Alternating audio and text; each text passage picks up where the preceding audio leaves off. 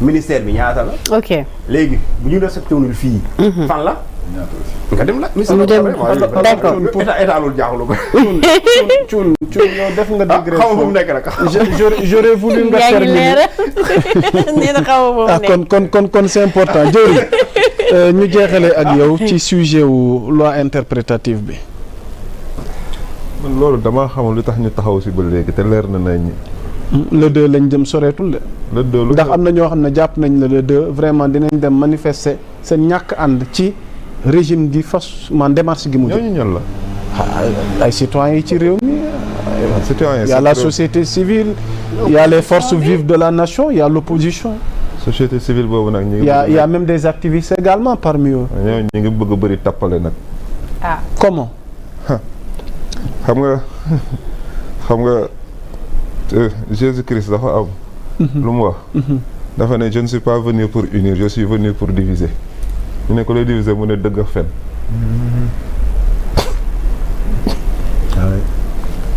c'est pas ay unité ay union yooyu bu leen ko xaar ci dëkk parce que am na ñoo xamante ni naafeq lañ ci wor ak wuruj ak sàcc rek la ñuy dundee boo bëggee taal lamp yi ñu ne la du fi tàkk.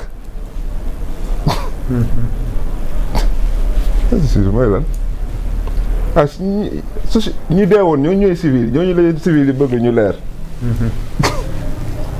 société civile ba ñuy rey xale yi ñoom fu ñu nekkoon dañoo def manifestation ne Macky Sall taxawal est-ce que defoon nañ ko bañ fiy taxaw kenn ñemewul wax ñuy jàpp nit ñi kenn du leen convoqué sax dañ leen a enlevé di leen tëj société civile fu mu nekkoon.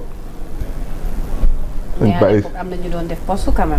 ah toog sa kër def poste yor sa portable yow mën na nga la ñooy poste. mais est-ce que loolu bois boobu rek la ñu am. ñun fii lañ daan toog heure bu en personne. mu ne. yàgg nañu gis Seydi Gassama wala Alioune Tine def poste loolu aussi fekk nañu fi. waaye terewul woon waa ji def la mu doon def. waaw mais ñoom l'essentiel c'est de poser les actes. léegi nag loolu mooy essentiel. mbir mi nag daa soppeeku fi mu toll nii ña doon wàcc yoon démb lañ bëgg tey tegaat ci yoon.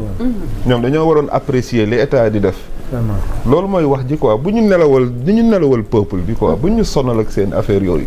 comprendre nga léegi carte gi dafa soppeeku quoi.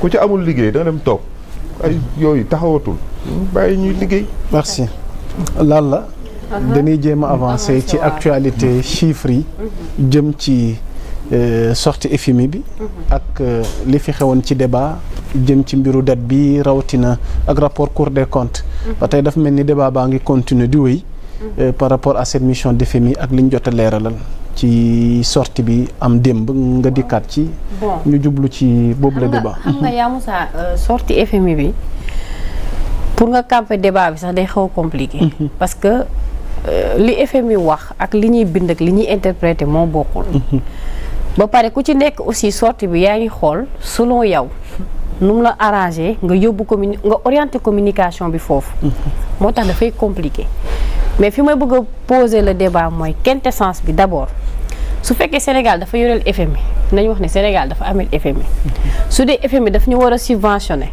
wala dafa war a dugal xaalis nañ wax lan la war a dugal lan lañ war a def ban type de contrat lañ war a liggéey ak moom ak nuñ ciy demee je pense que loolu mooy li gën a essentiel parce que tantôt da ngay gis ne FMI dafay wane position favori ci chiffre selon rapport Cour des comptes jox na dëgg Sonko d'une part nga gis ne même bu dee jox na ko dëgg am na lu muy douter ci chiffres yi donc moom position nuancée la taxawee léegi nag l'essentiel mooy est-ce que ñun dañ leen yoreel bu dee yoreel nañ leen nañ wax ba xam dette biñ nëbb la wala du moom si tel n'est pas le cas bu fekkee dañu war a liggéey ak ñoom ci ban type de contrat lañ jëm parce que souvent ñoom aussi Bretton Woods si bu ñu lay jox xaalis dañ lay indiquer fan nga koy def n'est-ce pas léegi nag wax ji mooy est-ce que cette fois-ci avec ce nouveau régime là ils seront radicaux par rapport ak ñoom orientation bi ñuy jox est-ce que suñu arrangement la parce que bu ñu fàtte ni FMI ça fait 1 an ferme si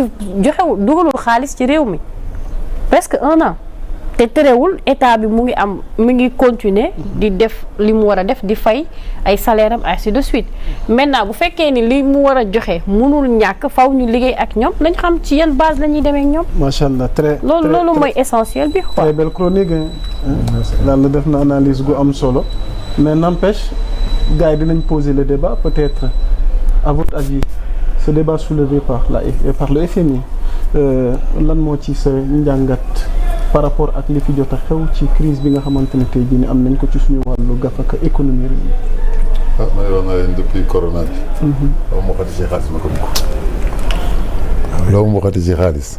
du tax ma dóor sama doom. parce que le pouvoir de l'argent, le pouvoir d'un état sur quelqu'un individu buy dox ñaari tànkam. war a dugg ci benn taxi di dem ci avion wala dugg ci benn oto bu ñu la abal ne la demal aéroport te lépp xëcc yow xam nga ne yow buñ ne la signer papier balaa ngay dem da nga koy signer. loolu bëgg wax foofu. non c'est vrai que ñoom ils sont pas aussi indépendants qu'on peut le dire. Qui ne sont pas indépendants. Toutes les institutions en ma tooñaale sama cuun bi sax ne ko même la justice n'est pas indépendante. Dans un état qui a droit même de faire un crime de façon légale. N'oubliez pas qu'ils ont le droit à la violence légale. Ah oui. L'État. On l'oublie souvent. A le droit le monopole de la violence légale. La violence. kooku bu la yónnee léegi laal la demal ci kii nga ne ko mu signé la lii dama ko soxla na ma versel xaalis bi suba fële dama ko soxla nga war a duggaat ci avion delluwaat di rendre compte. Est-ce que tu pourras rendre compte? Et n'oubliez pas aussi ces institutions là, ils sont là pour qui? Ils sont pas là pour nous. Institutions yi ñaan lañu fi nekkal. Fan la ñuy jëlee seen xaalis d'abord. Est-ce que mos ngeen xool FMI fu muy jëlee xaalisam Banque mondiale fu muy jëlee xaalisam. D'où vient l'argent du FMI, d'où vient l'argent de la Banque mondiale. Et à qui il le donne et pourquoi il le donne. Des vraies questions. yow boo nekkee palestinien yi di dóoranteex israélien nga defe ne FMI dana dem jox la xaalis. boo nekkee fii Zaïre di xeex ak Kagame pour mu bañ a jël les objets xaw ma les métaux rares là. di ko yóbbu pétrole bi rek sax pétrole bi rek suñu pétrole war na tax déjà parce que dañ leen di yónni dañ leen di ay yóbbal lañ leen di jox. demal ci jóorin nga neexal ko jox ko nga jox ko 200 milliards.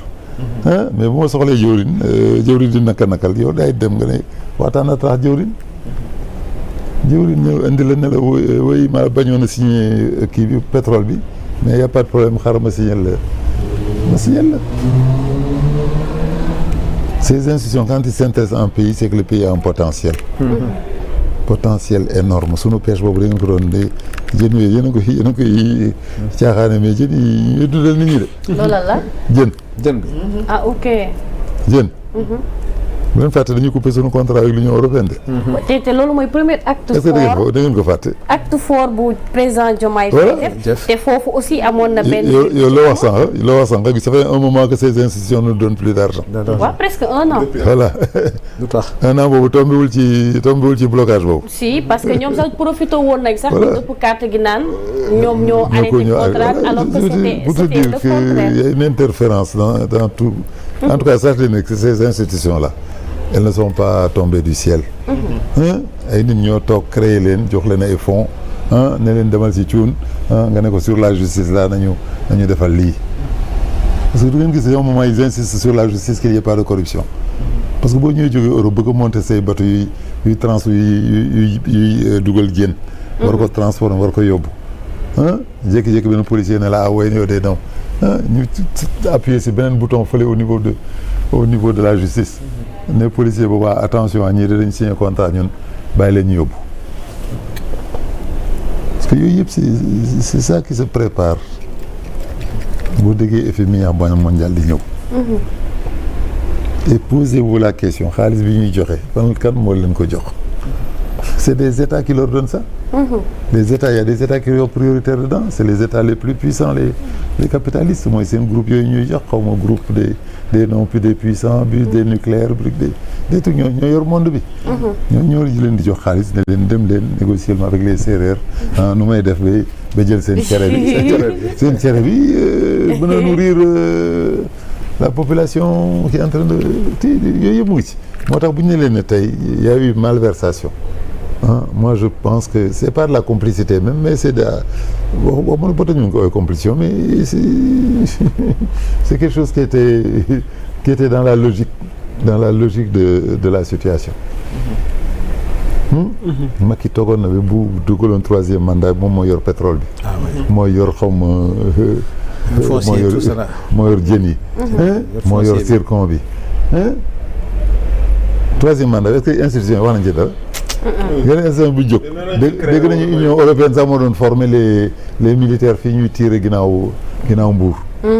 man je l'ai à Kirène tous les jours je voyais le soir ñuy ñibbisi ak seen oto yu xonq yi ak tubaab toog ci kanam seen oto yu bële yi tubaab ci kanam seen oto yi tax ban mais ils étaient partis s'entraîner entraînés par des forces de l'Union européenne d'accord donc moo tax ma ne leen il faut pas qu'on soit des rêveurs il faut pas qu'on soit des petits enfants et savoir tey coow bi am yëpp bu fekkee Sonko génn na ko ba ñu naa am na wala amul rek dès que le débat a été posé c'est qu'il y a quelque chose mooy loolu on va essayer d'avancer avec honorable Sanu Ndione sur cette question. waaw xam nga avant Sonko moi je pense que docteur li ko njëkk a caractériser mooy njëkk a yóbbu sàccee